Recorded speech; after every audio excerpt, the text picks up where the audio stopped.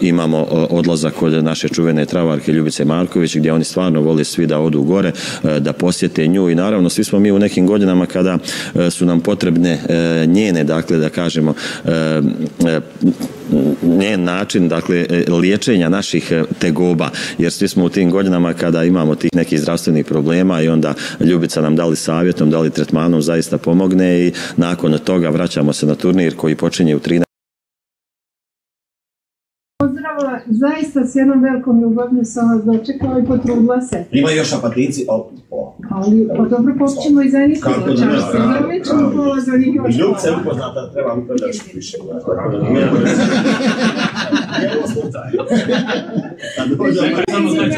Dugo godina se vi družili i razvijali drugarstvo, prijateljstvo između naših i opština i država i svih nacija.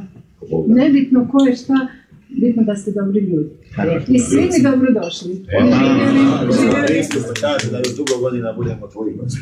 Ne možemo subotom ovo izbjeći, tako da prošle godine smo bili zato što je lijek, ali imate vi ukusniji tamo, pa nek vam si tamo ukusniji.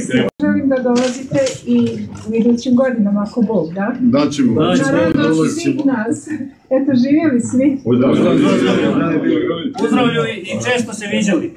Ako Bog da. Ali ne